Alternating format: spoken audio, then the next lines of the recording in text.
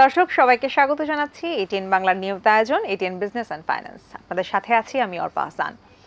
দর্শক, আজকে কথা বলবো এমন একটি বিষয় নিয়ে,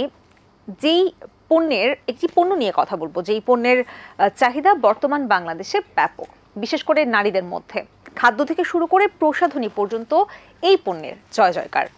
আজকে কথা বলবো বাংলাদেশে অর্গানিক পণ্যের উৎপাদন, চাহিদা এবং সম্ভাবনা নিয়ে। আজকে এই ব্যাপারে কথা বলার জন্য আমাদের স্টুডিওতে উপস্থিত আছেন দুজন অতিথি। পরিচয় করিয়ে দিচ্ছি তাদের সাথে। আমার সাথে আছেন ডক্টর মোহাম্মদ খুরশিদ আলম, জ্যেষ্ঠ বৈজ্ঞানিক কর্মকর্তা, বাংলাদেশ কৃষি গবেষণা ইনস্টিটিউট। এবং আমার সাথে আরও আছেন মোহাম্মদ মনিরুজ্জামান, সাবেক নির্বাহী সভাপতি, Bangladesh organic product manufacture association. আপনাদের দুজনকেই অসংখ্য শুভেচ্ছা এবং স্বাগত। আমি যেমনটা বলছিলাম যে আজকে কথা বলবো বাংলাদেশে অর্গানিক পণ্যের উৎপাদন, চাহিদা এবং সম্ভাবনা নিয়ে। প্রথমেই জনাব খুরশিদ আলম, আমি আপনার কাছে জানতে চাই অর্গানিক প্রোডাক্ট বলতে আমরা আসলে কি বুঝি? যদিও আমরা কম বেশি সবাই জানি, বাট আপনার ভাষ্য মতে অর্গানিক প্রোডাক্ট বলতে আসলে কি বোঝায়? আমার যেটা বলছেন যে একজন বিজ্ঞানী হিসেবে আমি বলবো যে অর্গানিক প্রোডাক্ট হচ্ছে এমন একটা পণ্য যা একটা নির্দিষ্ট মানদণ্ড অনুসরণ করে এবং যথাযথ কর্তৃপক্ষের অনুমোদন সাপেক্ষে সেটা উৎপাদিত হয়। এখন এখানে দুইটা কথা আছে, একটা কিন্তু বলছি যথাযথ মানদণ্ড এবং কর্তৃপক্ষ। এখন মানদণ্ডটা কি সেটা এখানে করা আছে, এটার জন্য যে একটা গ্লোবাল প্ল্যাটফর্ম আইফোম বলে, international federation of organic agriculture movement, তারা বলে দিয়েছে যে আপনি কীভাবে এটা করতে হবে, সেই স্ট্যান্ডার্ডটা বেসিক স্ট্যান্ডার্ড ধরে করতে হবে এবং সেটা যেন সেভাবে করা হচ্ছে তার জন্য আবার একটা সার্টিফাইং এজেন্সি আছে, তাদের মাধ্যমে সেটা সত্যায়িত হতে হবে। এবং যখন এটা এই দুইটা ক্রাইটেরিয়া ফুলফিল করবে তখন সেটাকে অর্গানিক বলে। আর আমরা সচরাচর বলি যে কেমিক্যাল ফার্টিলাইজার ছাড়া যেটা করা হচ্ছে সেটাই অর্গানিক, সাধারণ মানুষ আমরা যেটা বলি। আচ্ছা, বাংলাদেশে অর্গানিক পণ্যের দেশীয় মার্কেটে চাহিদাটা কেমন আপনার কি মনে হয় বর্তমানে? আসলে বর্তমান যুগে মানুষের তো সচেতনতা অনেক বৃদ্ধি পাচ্ছে, আগের তুলনায় অনেক বাড়ছে। এখন কিন্তু যতই মানুষের সচেতনতা বাড়ছে ততই কেবল তাদের নতুন নতুন যে চাহিদা, বিশেষ করে স্বাস্থ্যগত দিকে যাচ্ছে। যে কেমিক্যাল ফার্টিলাইজার বা কেমিক্যাল যে কনভেনশনাল এগ্রিকালচার বলি, সেটার জন্য কিন্তু অনেক আমাদের কনসিকুয়েন্স বা নেগেটিভ ইম্প্যাক্ট আমাদের দেখা গেছে। ধরেন যেমন ক্যান্সার, আগে তো ছিল না, সেটা হচ্ছে মেলি স্টেরিলিটি এবং বিভিন্ন রকম ডিজিজ, হার্ট ডিজিজ, সেগুলি কিন্তু এই কনভেনশনাল এগ্রিকালচার বা কেমিক্যালের জন্য হচ্ছে। সেইগুলি থেকে উত্তরণের জন্য আমাদের যে অর্গানিক, সেটা কিন্তু 1975 সাল থেকে একটা গ্লোবাল প্ল্যাটফর্মের মাধ্যমে হচ্ছে। আর এটা অর্গানিক পণ্যের যাত্রা বাংলাদেশে 1975 সাল থেকে শুরু না, আসলে বাংলাদেশে কিন্তু আসলে কেমিক্যালের আগে যেটা ছিল সেটা একসময় অর্গানিকই ছিল, 1950 আগে। তখন কি আমাদের 50-এর দশকে প্রথম কেমিক্যাল ফার্টিলাইজার আসছে এবং ওই সময় পেস্টিসাইড আসছে। আর এর আগে যেটা ছিল সেটা অর্গানিকই ছিল। মজার ব্যাপার হচ্ছে আমরা যখন পুরোপুরি অর্গানিক ছিলাম তখন ডেভেলপ কান্ট্রিগুলির শিল্প বিপ্লব ঘটে তারা কিন্তু কেমিক্যাল থেকে অর্গানিকের দিকে আবার আসার চেষ্টা করছে এবং সেটা 1940 সালে প্রথম অর্গানিক ফার্ম ইউএসএতে প্রথম হয়েছে, বুঝতে পারছেন? আর সেই 1975 সালে হচ্ছে গ্লোবাল প্ল্যাটফর্ম, যে তারাই স্ট্যান্ডার্ড তৈরি করে দিয়েছে, সার্টিফিকেশন কীভাবে হবে সব কিছু করছে এবং তাদের অধীনেই বিভিন্ন দেশ অর্গানিকে লাগাচ্ছে। আর বাংলাদেশের যেটা বলছেন সেটা 78 সালে প্রথমে হয়েছে, প্রশিকা নামক একটা এনজিও তারা করেছে। তারপরে উবিনিগে আছে, বিভিন্ন এনজিওর মাধ্যমে প্রথমে শুরু হয়েছে, তারপরে কেয়ার তারাও করেছে, বার্ষিক আছে, বিভিন্ন এনজিও এটা শুরু করছে। বিশেষ করে আপনার এলাইট পার্সন যারা, তারা চাচ্ছে যে কেমিক্যাল ফ্রি যেটা নাকি অর্গানিক বা ন্যাচারাল সেই ফুডটা চাচ্ছে এবং সেটা অনেক ডিমান্ড। এখন কিন্তু আপনার সুপার শপে অনেকে আছে, পয়সা আছে কিন্তু খুঁজে পাচ্ছে না, তারা খেতে চাচ্ছে এবং সেই দিক থেকে বলবো যে এটা ডিমান্ড বাংলাদেশ অবশ্যই আছে। জি, ধন্যবাদ। জনাব মোহাম্মদ মনিরুজ্জামান, আপনার কাছে আমি একটু জানতে চাই বাংলাদেশের যেসব অর্গানিক পণ্য সেগুলো বিশ্ববাজারে চাহিদাটা কেমন? মূলত বাংলাদেশের বেশ কিছু প্রোডাক্ট আছে যেটা বিশ্ববাজারে ব্যাপক চাহিদা, বাট আমাদের প্রপার গাইডলাইনের অভাব, প্রপার সার্টিফিকেশনের অভাব, প্রপার গভর্নমেন্টের যে ইনসেন্টিভ যেটা বলে, বেশ কয়েকটা ব্যারিয়ার আছে যে কারণে বাংলাদেশের প্রোডাক্টগুলো ফরেন কান্ট্রিতে মার্কেট থাকা সত্ত্বেও আমরা নিতে পারি না। আমি আমি দুইটা প্রোডাক্টের এক্সাম্পল দিই। আম বাংলাদেশে এই মুহূর্তে আমের উৎপাদন আছে প্রায় 24 lakh metric ton per year, but আমাদের এক্সপোর্ট হয় only 1600 ton. 24 lakh metric ton উৎপাদন হয়, বাট এক্সপোর্ট হয় অনলি 1600 টন। কেন আমাদের ম্যাঙ্গো এক্সপোর্ট হয় না? আমাদের ম্যাঙ্গো এক্সপোর্ট হয় না শুধুমাত্র কেমিক্যাল ফ্রি না থাকার ফলে। গত বছরও আমাদের কিছু মেম্বার ইউকেতে কিছু ম্যাঙ্গো এক্সপোর্টের জন্য পাঠাইছিল, বাট ওখান থেকে রিটার্ন আসছে, বিকজ ওখানে ল্যাবে যখন টেস্ট করা হয় দেখা যায় তার ভিতরে কেমিক্যাল আছে। আচ্ছা ইভেন আমি দুবাইতে কয়েকবার ট্রাই করছি। আমি স্পেশালি পাইনাপল, আমি মধুপুর, টাঙ্গাইল মধুপুর থেকে পাইনাপল দুবাইতে নিয়ে গেছিলাম, বাট সিঙ্গেল 1 পিসও বিক্রি হয় নাই এক কন্টেনারের ভিতরে। কেন বিক্রি হয় না? যখন ওখানে মার্কেটে নিয়ে যাওয়া হয়, ওখানে গভর্নমেন্ট যখন ল্যাবে টেস্ট করে দেখে যে 90% কেমিক্যাল নির্ভর প্রোডাক্ট। যখন কেমিক্যাল নির্ভর প্রোডাক্ট হয় তখন ওই প্রোডাক্টগুলো ফরেন মার্কেটে চলে না। লাইক দেখেন, বর্তমান আমাদের এভরি ইয়ারে 17 থেকে 18 কোটি dollar, USD dollar vegetable export হয় ইউরোপ, আমেরিকা, মিডল ইস্টে। বাট সেটা কমতে কমতে গত বছর মাত্র হয়েছে 300 কোটি টাকা, 3 কোটি ডলার। কোথায় 16-17 কোটি ডলার থেকে 3 কোটি ডলার, বিকজ অফ এই কেমিক্যাল নির্ভর প্রোডাক্ট হওয়ার ফলে। শুধু তাই না, যে লিচু প্রতি বছর আমাদের 3 থেকে 4 লক্ষ মেট্রিক টন উৎপাদন হয়, বাট আমাদের লিচু এক্সপোর্ট হচ্ছে মাত্র 100 থেকে 200 টন, বিকজ অফ কেমিক্যাল নির্ভর হওয়ার ফলে। তো বাংলাদেশের প্রোডাক্টগুলোর বিশ্ববাজারের চাহিদা ব্যাপক, যেতে পারছে না বা ওখানে অ্যালাউ হচ্ছে না, শুধুমাত্র এই কেমিক্যাল ডিপেন্ড হওয়ার ফলে। আর কেমিক্যাল ডিপেন্ড যখন হয়ে যাচ্ছে আমরা, তখন এই প্রোডাক্টে কিন্তু যেতে পারছে না। আর সবচেয়ে বড় কথা, যতটুকু প্রোডাক্ট আমাদের কেমিক্যাল বাদ দিয়ে প্রপার অর্গানিকভাবে হচ্ছে, সেটার অভাব আছে একটা সার্টিফিকেশন বডি। প্রপার যদি সার্টিফিকেশন না থাকে, যেমন আমি যখন আমার একটা মানদণ্ড নির্ভর হচ্ছে বিএসটি আছে, বিএসটি প্রোডাক্টগুলো মান নির্ণয় করার জন্য আমাদের হালাল সার্টিফিকেশন নতুন উদ্বোধন হয়েছে। হালালটা আমরা যাচাই করতে পারছি, কিন্তু আপনার প্রোডাক্টে যে অর্গানিক, আমার প্রোডাক্টে যে অর্গানিক, এটা যাচাই করবে কীভাবে দর্শকরা, এবার যাচাই করবে কীভাবে আমার কনজিউমাররা। সো এখানে তো একটা সার্টিফিকেশন বডি দরকার। এই বডিটা কে করবে? লাইক আমরা একটা বেসরকারিভাবে আমরা একটা সার্টিফিকেশন বডি করছিলাম, organic certification Bangladesh limited, but এটা শিল্প মন্ত্রণালয়ের আন্ডারে। শিল্প মন্ত্রণালয়ে আবার অনেকগুলো ব্যারিয়ার আছে তাদের যাচাই বাছাই থেকে বিভিন্ন। তো আমার দাবি থাকলো যে গভর্নমেন্ট যদি একটা সার্টিফিকেশন বডি করে, অর্গানিক স্ট্যান্ডার্ড মেনটেন করে, ইভেন যদি অর্গানিক স্ট্যান্ডার্ড মান নিয়ন্ত্রক একটা প্রতিষ্ঠান করে, লাইক বাংলাদেশে এই মুহূর্তে প্রায় 15 থেকে 20 হাজার অর্গানিক ব্যবসায়ী আছে সারা বাংলাদেশে। আপনার কসমেটিক্স বলেন, আপনি ফুড বলেন, আপনার কটন বলেন, লাইক আরেকটা আমি আলাদা একটা অপশন নিয়ে আসি, কটন। এই মুহূর্তে বাংলাদেশে 300-400 গার্মেন্টস অর্গানিক কটন দিয়ে গুডস তৈরি করে, যেগুলো এক্সপোর্ট হয়। বাট এই সার্টিফিকেট কিন্তু বাংলাদেশ কোথাও নাই। শত শত কোটি টাকা এগুলো বাংলাদেশের বাইরে চলে যাচ্ছে সার্টিফিকেট নেওয়ার জন্য। যেমন জার্মানির আছে ইকোসার্ট, লখনৌ, বিভিন্ন প্রতিষ্ঠানগুলো আছে সার্টিফিকেশন বডি। এই বডিগুলো বাংলাদেশের কোম্পানিগুলো তারা সার্টিফিকেট আনছে জার্মান থেকে অথবা ইন্ডিয়া থেকে অথবা ইউকে থেকে, বাংলাদেশে এই প্রতিষ্ঠান না থাকার ফলে। এই জন্য বাংলাদেশে অ্যাট ফার্স্ট গভর্নমেন্ট যদি উদ্যোগ নেয় একটা সার্টিফিকেশন বডি করতে, তাহলে প্রায় 200 থেকে 400 কোটি টাকা বাংলাদেশ থেকে যেগুলো যাচ্ছে সার্টিফিকেশনের জন্য, ওগুলো বাংলাদেশে থেকে যাবে। ইভেন দেখেন চা, কাজী চা, যেটা আমাদের অর্গানিক একটা টি, এদের European market, American market huge, even middle ইস্টে তাদের অর্গানিক চায়ের ব্যাপক ডিমান্ড আছে। এরাও কিন্তু সার্টিফিকেট এনেছে বাইরের কান্ট্রি থেকে, এবং এদের কিন্তু স্ট্যান্ডার্ড কোনো মান নাই। আপনি দেখবেন বাজারে হাজার হাজার পণ্য আছে, কসমেটিক্স বলেন বা ফুড সাপ্লিমেন্টের প্রোডাক্ট বলেন, যেখানে লেখা থাকে যে অর্গানিক, 100% অর্গানিক, ডাবল দাম নিচ্ছে। বাট গভর্নমেন্টের কোনো নিয়ন্ত্রণ নাই, বা গভর্নমেন্টের কোনো এখানে টেক কেয়ার নাই, বিকজ অফ কোনো প্রতিষ্ঠান না থাকার ফলে। আমরা বেসরকারিভাবে আমাদের যে অ্যাসোসিয়েশন আছে, আমরা সার্বক্ষণিকভাবে ট্রাই করি, বাট আমাদের কিছু সীমাবদ্ধতা আছে। আর বিগত সরকারগুলো আমরা সবাই জানি যে কোন সিস্টেমে চলছে। এখানে কিছু বর্জুয়া শ্রেণী ছিল, কিছু সিন্ডিকেট ছিল, যারা এগুলো নিয়ন্ত্রণ করে আসছে। সো আমাদের এই সিন্ডিকেটের বাইরে চলে আসতে হবে। ব্যবসায়ীদের ভিতরে একটা সিন্ডিকেট আছে, যেটা আমাদের ভিতরে চলে আসতে হবে। নন ব্যবসায়ীরা অনেক সময় মেম্বারশিপ নিয়ে, অনেক সময় অর্গানিকের নাম করে তারা মূল পদে থাকে, বাট যারা ব্যবসায়ী তারা এখানে চান্সই পায় না, তাদের যে মতামত ব্যক্তই করতে পারে না। এইগুলো আমাদের যদি নিয়ন্ত্রণ করতে পারি, তাহলে বিশ্ববাজারে আমাদের পণ্যের ব্যাপক চাহিদা। বিকজ যেমন বাংলাদেশে, আমি তো দুবাই ব্যবসা করি, দুবাই আমার বাসা আছে, ওখানে আমরা দেখছি যে অন্য দেশের যে ম্যাঙ্গোগুলো, ভিয়েতনামের বলেন, ইন্ডিয়া বলেন বা অন্য দেশের কোনো টেস্ট নাই, বাংলাদেশে ম্যাঙ্গোর যে টেস্টটা, বাট এই ম্যাঙ্গোটা ঢুকতে পারছে না, বিকজ যতটুকু অর্গানিক আছে তাও সার্টিফিকেশন বডি নাই। আবার কিছু ম্যাঙ্গো আছে যেটা কেমিক্যাল নির্ভর হওয়ার ফলে আমরা এক্সপোর্ট করতে পারছি। আচ্ছা, এই কেমিক্যাল নির্ভরতাটা কিভাবে কমানো যায় বলে আপনার মনে হয়? কেমিক্যাল নির্ভরতা কমানোর মেইনলি দুটো অপশন। যেমন এই মুহূর্তে বাংলাদেশে 68 লক্ষ থেকে 70 লক্ষ সারের চাহিদা আছে, মেট্রিক টন। 68 লক্ষ থেকে 70 লক্ষ মেট্রিক টন সারের চাহিদা আছে। আমরা এই সারগুলো কী দিই? কেমিক্যাল ফার্টিলাইজার দিই। আমাদের গভর্নমেন্ট বারবার বলে সেফ ফুড এনশিওর করার জন্য, বাট সেফ ফুড মানে কি? সেফ ফুড মানে কি আমি বিষাক্ত খাদ্য দিচ্ছি, সেটা কিন্তু সেফ ফুড হয় না। হয়তো খাদ্য আমাদের স্বয়ংসম্পূর্ণতা আসছে, বাট আমাদের কিন্তু সেভ হচ্ছে না, আমাদের লাইফের জন্য সেফটি হচ্ছে না। তো এখানে আমরা একটা ক্যালকুলেশন করছিলাম, প্রত্যেকটা উপজেলায় যদি 1000 মেট্রিক টন আমরা জৈব সার উৎপাদন করতে পারি, আমরা 55 লক্ষ মেট্রিক টন জৈব সার উৎপাদন করতে পারবো পার ইয়ার।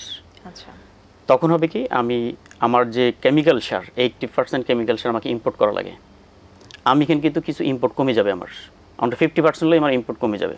যদি আমি 55 লক্ষ জৈব সার উৎপাদন করতে পারি, আমি যে কেমিক্যাল ফার্টিলাইজার ইম্পোর্ট করছি সেখান থেকে কিন্তু আমি অর্ধেকে চলে আসতে পারি। সেক্ষেত্রে একটা বাজেট সাশ্রয় হ্যাঁ, হচ্ছে। বাজেট তো সাশ্রয় হচ্ছে নাম্বার 1। নাম্বার 2 হলো যে আমি যে প্রোডাক্টগুলো জৈব সারগুলো আমি যখন ফার্মারদের দিয়ে ইউজ করতে পারছি, কিছু ফর্মুলেট করতে পারছি, তখন কিন্তু আমার আস্তে আস্তে কেমিক্যাল ফার্টিলাইজার ইউজ কমে যাচ্ছে, আমার প্রোডাক্টগুলো অর্গানিক্যাল চলে আসছে। এখানে আমাদের একটা ভুল ধারণা আছে যে আমি যদি অর্গানিক সার ইউজ করি তাহলে আমাদের প্রোডাকশন কমে যাবে, বরং আরও প্রোডাকশন বাড়বে। আমরা অতীতকালে আমাদের বাপদাদাদের যখন দেখছি, যদি আমরা সুষ্ঠুভাবে মেনটেন্স করি বৈজ্ঞানিক ভিত্তিতে, তাহলে আমরা জৈব সার দিয়ে বরং আরও প্রোডাকশন ডাবল হতে পারে। সো এটার দরকার প্রপার একটা সরকারি গাইডলাইন, এবং সবচেয়ে বড় কথা হলো সরকারের নিয়ন্ত্রণ দরকার, তাহলে এটা দিয়ে সম্ভব। অসংখ্য ধন্যবাদ জনাব খুরশিদ আলম। আমরা কথা বলছিলাম জৈব সার নিয়ে, সেটা যদি প্রপার বৈজ্ঞানিক ওয়েতে যদি ইউজ করা যায় তাহলে পণ্যের উৎপাদন দ্বিগুণ হবে। আপনার কি মনে হয় এই জৈব সারের ব্যবহারটা কিভাবে হওয়া উচিত এবং কিভাবে হলে পণ্যের উৎপাদন আসলে আমরা খুব আমাদের চাহিদা মতো পাবো? হ্যাঁ, ঠিকই বলছে। আসলে অর্গানিকের যেই প্রিরিকুইজিট যেটা, প্রথমে হচ্ছে আপনার কেমিক্যাল ফার্টিলাইজার দেওয়া যাবে না, যেমন ইউরিয়া। তার পরিবর্তে আমাকে অল্টারনেট দিতে হবে। সেটা উনি যেটা বলছেন যে জৈব সার, সেটা একটা হতে পারে জৈব সার। জৈব সারের ভিতরে অনেক ভাগ আছে, হয়তো নাম শুনেছেন, কেঁচো সার, তারপর হচ্ছে যেটা অর্গানিক ফার্টিলাইজার আমরা বলি, বিভিন্ন রকম কম্পোস্ট থেকে তৈরি করা হচ্ছে। এছাড়াও আমরা অন্য কাজ করতে পারি, এটাকে আমরা বলি ক্রপ রোটেশন আমাদের বিজ্ঞানীদের ভাষায়। অর্থাৎ জমিতে যেই ফসলটা করেছি সে তারপরে অন্য একটা ফসল করা, যেটা লেগুমিনাস ক্রপ বলি, এগুলি সরাসরি নেচার থেকে আপনার নাইট্রোজেন দেয় এবং ইউরিয়ার চাহিদা অনেকটা পূর্ণ হয়। আর একটা কথা এখানে একটুখানি বলি যে প্রথমেই কিন্তু আপনার অর্গানিক ফার্টিলাইজারের ডাবল হবে না বা অতটা হয় না, প্রথমে কমতে পারে 2-1 বছর, কিন্তু যখন নাকি এটাকে বলে আমরা সেলফ সাফিসিয়েন্ট, এক সময় করে কি আপনার যখন জমিতে এই যে রোটেশন করা বা জৈব সার দেওয়া বা দেওয়া, তখন জমির যে একটা কেমিক্যাল ফার্টিলাইজার যে নেগেটিভ কনসিকুয়েন্সগুলি থাকে সেগুলি ওই যেহেতু দেই না, এর জন্য ওটা থেকে এটা ফ্রি হয়, মানে নেগেটিভ কনসিকুয়েন্স। তখন এই জৈব সারে আপনার এটাকে আরও বেশি এটা ডেভেলপ করে, এটা যে আপনার মাইক্রোবায়োলজিক্যাল অ্যাক্টিভিটি, তারপরে ফিজিওকেমিক্যাল প্রপার্টিজ, এগুলি গুণান্বিত গুণগুলি আরও বেশি ইনক্রিজ করে বলে এর প্রোডাক্টিভিটি এক সময় বেড়ে যায়, তবে সেটা 4 থেকে 5 বছর পরে এইভাবে একটা সাস্টেনেবিলিটি এসে যায়।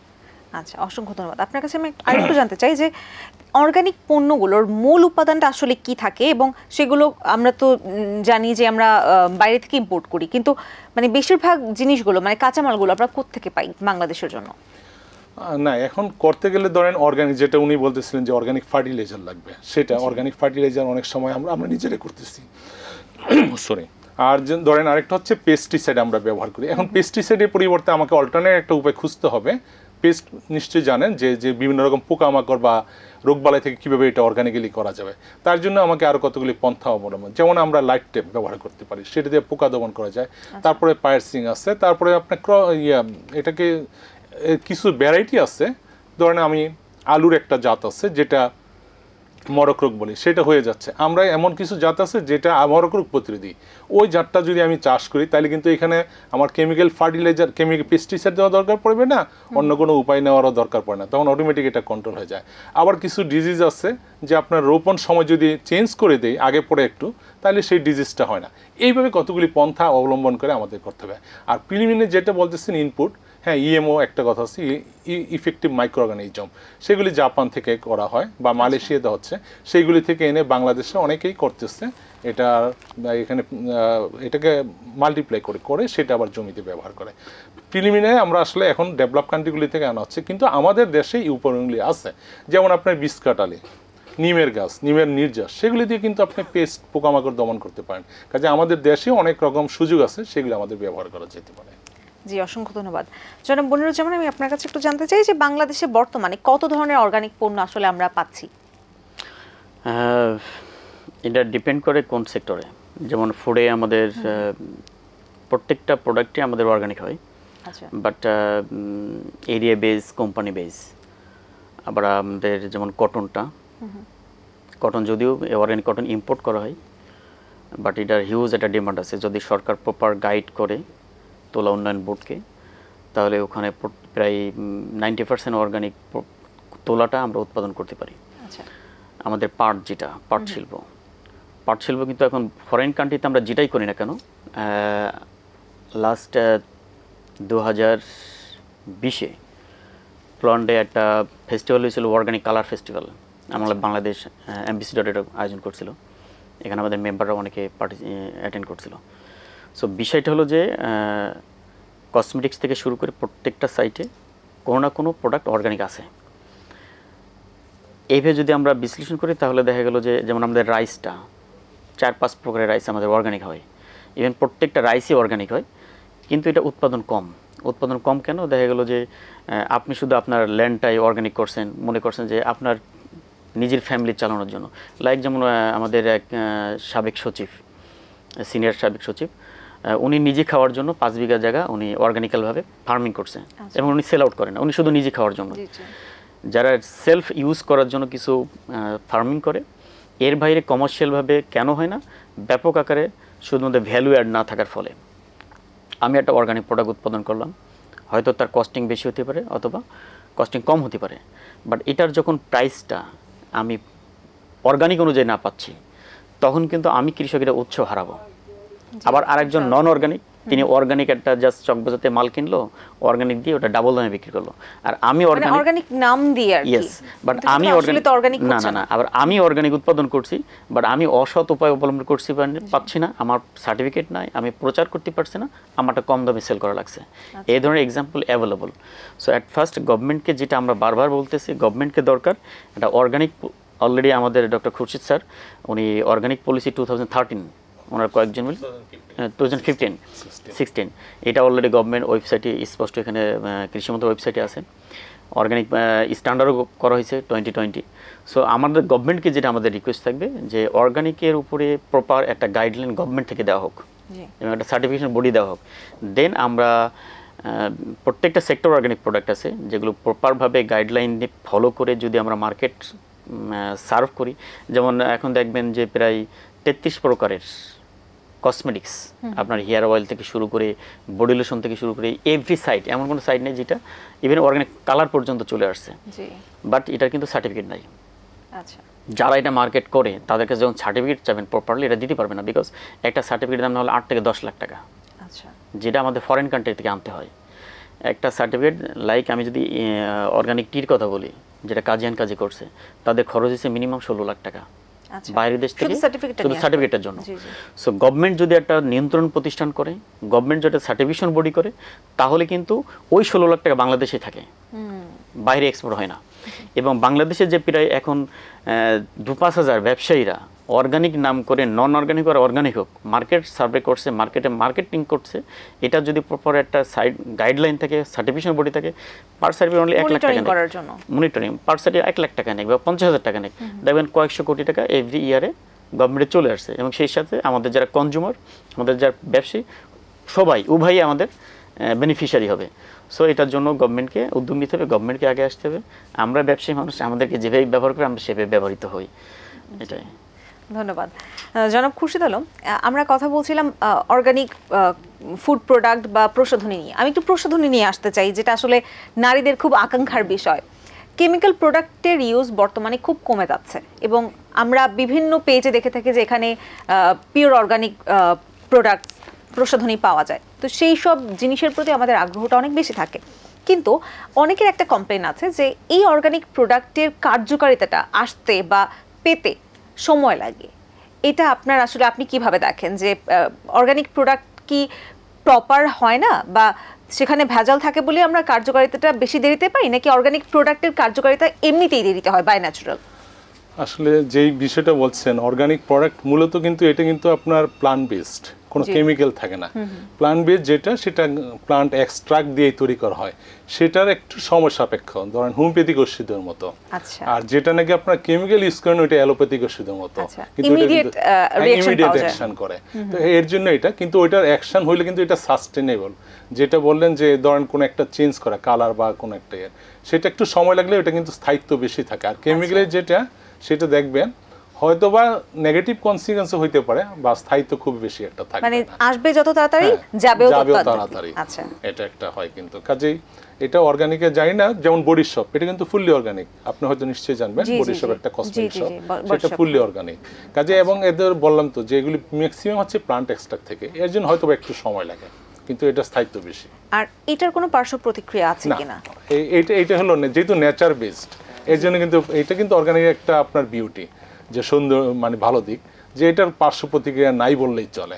এটা খুবই সুন্দর। আপনি এমনকি যদি আপনার অর্গানিক যে প্রোডাক্টটা হচ্ছে সেটা যদি আপনি কনজিউম করেন সেটা কিন্তু নাই, কিন্তু এই যে আমি প্রথমে শুরু করেছিলাম যে আপনার যে বিভিন্ন ডিজিজ দেখা দিচ্ছে, ক্যান্সার, হার্ট অ্যাটাক বা মেল স্টেরিলিটি, সেগুলি কিন্তু কেমিক্যাল বা ইনঅর্গানিকের সাইড ইফেক্টের জন্য। আচ্ছা, ধন্যবাদ। জনাব মনিরুজ্জামান, আমি আপনার কাছে একটু জানতে চাই যে আপনি বলছিলেন যে ফুড প্রোডাক্টের মধ্যেও তো বেশিরভাগই অর্গানিক, আবার প্রসাধনের মধ্যেও বর্তমান বাজারে কোনটার চাহিদা আসলে বেশি? ফুড প্রোডাক্ট কি মানুষ বেশি অর্গানিক চায় নাকি প্রসাধনের ক্ষেত্রে মানুষ অর্গানিক প্রোডাক্টটা বেশি চায়? না, এখানে কনজিউমাররা জি, যারা এখন আমরা অনেক সচেতন এবং মানুষের কাছে অ্যাভেলেবল ফাইন্যান্স আছে, তারা তাদের সুস্থতায় বেশিকে এখন প্রায়োরিটি দেয়। সো এখানে কোন পণ্যের দাম বেশি কম এটা দেখে না, দেখে কোনটা হেলদি বা কোনটা সেফটি। না, আমার প্রশ্নটা ছিল যে এক্সাম্পল, সো এখানে দেখা গেল যে কসমেটিক্স যেটা, এটা যেহেতু এটা প্রসাধনী আইটেম, জি, এবং এটা আমাদের মেয়েরা বলেন ছেলেরা বোথ সাইড এখন ইউজ করে। আর খাবার যেটা সেটা হলো মানুষের বেঁচে থাকার জন্য। সো যারা একটু বেশি সচেতন, যেমন মেয়েরা বেশি সচেতন হয় কসমেটিক্সের বিষয়ে, সো তারা স্বাভাবিকভাবে 90% এখন অর্গানিক কসমেটিক্সটা খোঁজে। আমি এখানে গভর্নমেন্টের নেগেটিভ পজিটিভ একটা ইস্যু আলাপ করব, হয়তো বা এখানে কোনভাবে সেন্সে নেবে গভর্নমেন্ট জানি না। একসময় হার্বাল আইটেমগুলোর ব্যাপক একটা মার্কেট ছিল বাংলাদেশ কসমেটিকের। ওই সময় আমার নিজের একটা কোম্পানি ছিল, তো ওই সময় দেখতাম বোটানিক হার্বাল বা বিভিন্ন হার্বাল, লতা হার্বালগুলো, ডন্ট টেক আদারওয়াইজ, বড় একটা কোম্পানি মাল্টি ন্যাশনাল, তাদের মার্কেটটা টোটাল ডাউনে চলে যায়। আচ্ছা, টোটাল ডাউনে চলে যায়, 30% চলে আসে, 100% থেকে 70% ডাউন চলে যায়। হার্বাল ডিপেন্ড হয়ে পড়ে মানুষ। তখন সেই কোম্পানির, বড় কোম্পানির চিফ বাংলাদেশে আসেন এবং তিনি এসে গভর্নমেন্টকে, তৎকালীন গভর্নমেন্টকে কোনোভাবে কনভিন্স করে টোটাল হার্বাল কোম্পানিকে উইদিন 1 উইকের ভিতরে ডিস্ট্রয়েড করে টোটালি। আচ্ছা, এবং ম্যাক্সিমাম যারা মালিকানা থাকে তাদেরকে অ্যারেস্ট করে জেলে দেয়, বিস্টাই দিয়ে হয়রানি করে কোম্পানিগুলো বন্ধ করে দেয়। লাইক আমার কোম্পানিটাও মোবাইল কোড দিয়ে বন্ধ করে দেওয়া হয়েছিল। এভাবে প্রায় 150 কোম্পানিকে মোবাইল কোড দিয়ে হয়রানি করে বন্ধ করে দেওয়া হয়। তৎকালীন বাণিজ্য মন্ত্রীকে আমি কয়েকবার রিকোয়েস্ট করছিলাম, মানে মান নিশ্চিত করা হয়নি এই বাহানা দিয়ে কি? হ্যাঁ, এই শুধু এই বাহানা, বিভিন্ন বাহানা দিয়ে, কিন্তু মান প্রপারলি করা হয় এবং এটা মানুষ উপকৃত হয় ওই কোম্পানিকে আবার ইস্টাবলিশ করার জন্য। এবং বর্তমানে সেই কোম্পানি বাংলাদেশ ইস্টাবলিশড, এবং এখন কিন্তু হার্বাল কোম্পানি নাই বললেও চলে। সো আপনার এই ব্যারিয়ারগুলো আপনাকে ওভারকাম করতে হবে। যদি এটা ওভারকাম করা যায়, আমাদের বাংলাদেশের এখনও কয়েকটা কোম্পানি, আমাদেরই কয়েকটা মেম্বার, যেমন অর্গানিক নিউট্রিশন, তার 100% প্রোডাক্ট এক্সপোর্ট ডিপেন্ড। বাংলাদেশে উৎপাদন হয় অর্গানিক, 100% এক্সপোর্ট ডিপেন্ড। তারা লিকো থেকে শুরু করে বিভিন্ন সার্টিফিকেট নিয়েছে বাইরের দেশ থেকে, প্রায় 1-1.5 কোটি টাকা শুধু সার্টিফিকেট নিয়েছে তারা, জি জি, এবং তারা কিন্তু মালগুলো সব এক্সপোর্ট করে। জনাব মনিরুজ্জামান, আমি আপনার কাছে আবারও ফিরবো ছোট একটা আজানের বিরতির পর। Thank you. দর্শক, সময় হয়ে গেল আজানের ছোট একটা বিরতি, সাথেই থাকুন, ফিরছি কিছুক্ষণের মধ্যেই। দর্শক, আরো একবার স্বাগত জানাচ্ছি 18 বাংলার নিয়মিত আয়োজন 18 বিজনেস অ্যান্ড ফাইন্যান্স। আজকে আমরা কথা বলছি অর্গানিক পণ্যের উৎপাদন, চাহিদা এবং সম্ভাবনা নিয়ে। মোহাম্মদ মনিরুজ্জামান, আমি আপনার সাথে কথা বলছিলাম বাজারে কোন ধরনের অর্গানিক পণ্যের চাহিদা বেশি আপনি বলছিলেন। এখানে এবার আমি যে বিষয়টা চলে আসছিলাম, সো আমাদের এই ব্যারিয়ারগুলোর কারণে আমাদের চাহিদা থাকার ফলেও আমরা ওই সাপোর্টটা দিতে পারি না। না হলে এই মোমেন্টে আমাদের প্রায় 80% আমাদের যারা বোনেরা আছে, মা বোনেরা, তারা অর্গানিকটা বেশি প্রায়োরিটি দেয়। আর ফুডের বিষয় যেটা আগে বলছিলাম, যে আমাদের যদি কিছু স্বচ্ছতা রাখা যায়, গভর্নমেন্ট কন্ট্রোল করতে পারে, আমরা উভয় দিক দিয়ে প্রায় এই মুহূর্তে হয়তো খাদ্য চাহিদার দিক দিয়ে আমরা অত এগোতে পারবো না, বাট ফুড সাপ্লিমেন্টারি যেটা, এই ফুড সাপ্লিমেন্টারি 90% আমরা অর্গানিকভাবে সাপোর্ট দিতে পারি এবং মানুষে নেওয়ার জন্য রেডি আছে, এবং তারা নেয়ও, বাট প্রতারিত হয়ে। সো এগুলো আমাদেরকে একটু চেঞ্জ করতে হবে। তাহলে হোপফুলি আমরা এগুলো ভালো রেজাল্ট করতে পারবো। আর সবচেয়ে বড় কথা কি, আমাদের আসলে ফরেন রেভিনিউ দরকার। একটা গভর্নমেন্ট কিন্তু টিকে থাকে ফরেন রেভিনিউ উপরে বিশেষ করে ডিপেন্ড করে, বাট আমাদের এক্সপোর্টের কিছুই নাই। যদি বলি গার্মেন্টস, লেদার, জুট, এর বাইরে আপনি দেখেন কিছুই নাই। বাট আমরা তো এক্সপোর্ট ইম্পোর্টে ব্যবসা করি, আমরা যখন দেখি তখন এইগুলো আমরা ব্যাপক আমাদের সংকলন দেখি। আমরা ইম্পোর্ট ডিপেন্ড, বাট এক্সপোর্টে আমাদের অনেকটা কম। সো এক্সপোর্ট আমাদের বাড়াতে হবে। তো এক্সপোর্টে কী বাড়ানো যেতে পারে? আমরা যদি, যেহেতু বাংলাদেশ হলো agriculture depend country, so agriculture depend কান্ট্রিতে আমাকে দরকার হলে এগ্রিকালচার আইটেমগুলো এক্সপোর্টের আমার গাইডলাইন তৈরি করে আমি এক্সপোর্ট বাড়ানো। সো আমাদের গভর্নমেন্টের যেটা উচিত হবে, ফরেন কান্ট্রি আমাদের কাছে কী চাই, যেমন আমাদের জুটটা আগে ব্যাপক চলতো, এখন কেন চলে না এটাকে ফাইন্ড আউট করা। কারণ একটা, সেটা কেমিক্যাল ডিপেন্ড হওয়ার ফলে বেশি। কারণ ফরেন কান্ট্রি যেটা ইউজ করে না কেন, তারা কিন্তু আগে দেখে যে এটাতে কেমিক্যালের মাত্রা কতটুকু, সহনশীল কিনা। যখন সহনশীল না দেখে তখন কিন্তু ওইটা তারা নেয় না, ওখান থেকে হয়তো তারা রিজেক্ট করে অথবা বাদ দেয়। স্বাভাবিকভাবে দেখেন যে আমরা যে ড্রেসটা ইউজ করি, ফরেন কান্ট্রি তারা অর্গানিক ড্রেসটাই নাই, আই মিন অর্গানিক কটনের ড্রেসটা ওখানে মেনশন করাই থাকে। ইভেন অনেক সময় 2023 সালেই অনেকগুলো অর্ডার মাল ডেলিভারি হয়ে গেছে, বাট বিল দিচ্ছে বিকজ অফ অর্গানিক সার্টিফিকেট নাই, বা যে কটনটা দিয়েছে তার অর্গানিক নামে দিয়েছে, বাট ওরা অর্গানিক না। এই সকল ফলে কিন্তু আমাদের কিছু গার্মেন্টসের ফরেন যে বায়ারগুলো আছে তারাও কিন্তু ক্যান্সেল হচ্ছে। তো আমাদের প্রত্যেকটা সেক্টরে আমাদের অর্গানিকের ডিমান্ড আছে। ইভেন আমরা যে কার্পেটটা ইউজ করি, যে উডটা ইউজ করি, এটাও কিন্তু অর্গানিক হয়, যে কালারটা সেটাও অর্গানিক হয়। প্রত্যেকটা সেক্টরে অর্গানিক আছে, কারণ মানুষ এখন বাঁচতে চায়। টাকা সবার কাছে টাকা আছে অ্যাভেলেবল, বাট তাদেরকে আগে সুস্থ হয়ে বাঁচতে হবে। তো বাঁচার জন্য মেন উপাদান হলো আপনাকে অর্গানিক। অর্গানিক না, নন কেমিক্যাল। কেমিক্যাল মানে আপনার কিডনি ডিজিজ হবে, কেমিক্যাল মানে আপনার লিভার ডিজিজ হবে, কিডনি মানে আপনার কেমিক্যাল মানে আপনার ক্যান্সারের উপাদান থাকে। কেমিক্যালি আপনাকে সমস্ত রোগের কিন্তু মূল কী বলে ইনগ্রেডিং। তো আপনাকে এগুলো থেকে যদি বাঁচতে হয়, তাহলে আপনাকে আগে দরকার অর্গানিকের উপর ফিরিয়ে আসা, রিটার্ন আসা। এবার অর্গানিক করতে, লাইক আমি এখন অর্গানিক ব্যবসা করি, আমি একজন এন্টারপ্রেনার। গভর্নমেন্টের ব্যারিয়ার দেখেন, আমি যখন একজন জৈব সারের ফ্যাক্টরি করতে যাব, গভর্নমেন্ট আমাকে 2 বছর আগে জৈব সারের লাইসেন্স দেবে না। তাহলে আমি যে নতুন এন্টারপ্রেনার্স, আমি তো 2 বছরের জন্য ওয়েট করবো না একটা লাইসেন্স পাওয়ার জন্য। আমাকে এই জৈব সারের লাইসেন্স নেওয়ার জন্য মিনিমাম 5 থেকে 10 লাখ টাকা খরচ করতে হবে। তা আমি 10 লাখ টাকা খরচ করবো, 2 বছর ওয়েট করবো, এরকম বিজনেস তো আমি করবো না, অন্য কেউ করবে না। তা আমাকে উদ্যোক্তা তৈরি করতে হলে আমাকে আগে জৈব সার বা যে কোনো লাইসেন্সগুলো অন্তত ইজিকরণ করতে হবে। জৈব সারের লাইসেন্সটা ইজিকরণ করতে হবে, এবং প্রত্যেকটা উপজেলার লাইসেন্স কীভাবে পেতে পারে সহজে সেটাকে ব্যবস্থা করতে হবে, এবং মানুষকে উৎসাহ দিতে হবে যাতে অর্গানিকভাবে চাষাবাদ করুক, অর্গানিকভাবে সার উৎপাদন করুক। আপনার বাড়িতে গরু আছে, আপনার বাড়িতে ছাগল আছে, আপনার বাড়িতে তো অনেক কিছুই ওয়েস্ট হয়, আপনি দিয়ে কিন্তু আপনার সংসারের যে ওয়েস্টগুলো হয় সেটা দিয়ে জৈব সার তৈরি করে আপনার ল্যান্ডে আপনি ইউজ করতে পারেন, আপনার ফার্মে। এটার জন্য উৎসাহ দরকার, ট্রেনিং দরকার, ক্যাম্পেইন দরকার, অ্যাওয়ারনেস বিল্ড আপ দরকার। এগুলো আমাদের বাংলাদেশে নাই, বা আমরা যতটুকু পারি চেষ্টা করি। আর সবচেয়ে বড় কথা হলো এটা সিন্ডিকেট নিয়ন্ত্রণ। আপনি যখন জৈব সারের কোনো লাইসেন্স প্রক্রিয়াতে যাবেন, এখানে দেখা যায় রাসায়নিক সার যারা ইম্পোর্ট করে বা যারা ব্যবসায়ী, তারা দেখেন একটা ব্যারিয়ার তৈরি করবে, হয়তো বা কমার্স মিনিস্ট্রিকে, হয়তো বা ইন্ডাস্ট্রি মিনিস্ট্রিকে কোনো কনভিন্স করে এটাকে আপনার টোটালি স্টপ করবে, নাহলে হ্যাঙ্গিং করে এমনভাবে লাগবে লং প্রসেসিং এটা লাইসেন্সটা পাওয়ার। এখন যেহেতু বর্তমান যে গভর্নমেন্টটা, এই গভর্নমেন্ট হলো একটা কি বলে মিডল টার্মের একটা গভর্নমেন্ট, নন পলিটিক্যালস। যেহেতু নন পলিটিক্যালস, তারা জনগণের চাহিদাটা বেশি বুঝবে। তো আমি এর মাধ্যমে আমাদের যারা উপদেষ্টা মণ্ডলী আছে, আমি তাদেরকে বলবো, বা যারা নীতি নির্ধারণী আছে, মেইনলি হলো যেমন গতকালকেও 6টা মনে হয় সাব কমিটি করছে, বিশেষায়িত কমিটি। আমি বলবো যে আগে এগ্রিকালচার উপরে করতে, মানে this is the mother earning source বাংলাদেশের। এটার উপরে করে এটাকে স্বচ্ছতা আনা দরকার। বিকজ এখানে যারা বসে আছে, কচুল্লতি উৎপাদনের জন্য 200-300 কোটি টাকা বাজেট দেয়, ক্যাশনেটের জন্য 300-400 কোটি টাকা বাজেট দেয়, যে ক্যাশনেটের উৎপাদনের সম্ভাবনা নেই বাংলাদেশে, 300-400 কোটি টাকা বাজেট দেয়, বিভিন্ন যেন ওয়েস্টভাবে ব্যাপক টাকা নষ্ট করে। বাট যেটা প্রপার দরকার, খাত বুঝে আর কি, মানে কোনটার উৎপাদন ক্ষমতা বাংলাদেশে আছে, ক্ষমতা আছে বাংলাদেশে বেশি, কোটার বেশি প্রয়োজন, কোনটা দিয়ে আমি এক্সপোর্ট করতে পারবো, সেখানে আমি ফরেন কারেন্সি আনতে পারবো, সেগুলোতে কোনো স্বচ্ছতা নাই। সো এগুলো আগে গভর্নমেন্টকে দরকার, এই বিষয়গুলো সিরিয়াস হওয়া দরকার, এইগুলোতে একটা নীতি নির্ধারণ পলিসিতে। আমি শেয়ার করতে চাচ্ছি, মনীষ সাহেব যেটা বললেন যে বাইরে এক্সপোর্টের ব্যাপারে, আমাদের আসলে চিন্তা করা উচিত নতুন খাত কোনটা। আমরা কিন্তু এগ্রিকালচার প্রোডাক্ট করি, উনি কিন্তু বলছেন সেটা আমাদের যায় এথনিক মার্কেটের বাইরে, ধরেন মিডল ইস্টে যায় বা ইউরোপের দেশে যায়। আর সেই প্রোডাক্টটা যদি আমি অর্গানিক্যালি করতাম, কথা হয়তো $200 মিলিয়ন আমরা প্রোডাক্ট পাঠাচ্ছি বাইরে এগ্রিকালচারে। আর সেটা যদি আমি অর্গানিক্যালি করে পাঠাইতাম তাহলে সেটা অন্তত আমার $600 থেকে $800 মিলিয়ন আসতো। এইখানে হচ্ছে বিষয়টা।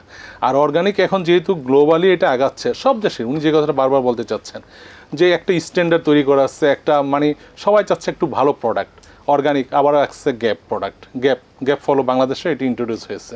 তো এখন যখন নাকি দেখা যাবে যে অর্গানিক পাচ্ছে, গ্যাপ বা সেফ পাচ্ছে, তখন কেন আমার কেমিক্যালটা ওরা বাইরের লোকজন নেবে?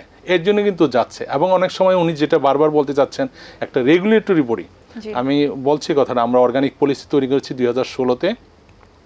সেই পলিসিতেই বলা আছে একটা রেগুলেটরি বডি হবে, স্ট্যান্ডার্ড তৈরি করা হবে এবং সার্টিফিকেশন, যেটা বারবার উনি জোর দিচ্ছেন একজন এন্টারপ্রেনার হিসেবে, সেইটা বলাও আছে স্ট্যান্ডার্ড এবং সার্টিফিকেশন তৈরি করা হবে। এবং এটা আমরা ড্রাফটও করে দিয়েছি বাংলাদেশ কৃষি গবেষণা পরিষদ, যেটা ফার্মগেট, তার মাধ্যমে জমা দিয়েছি, কিন্তু আর এটা 2017 পরে আগায়নি, ঠিক এইভাবেই পড়ে আছে।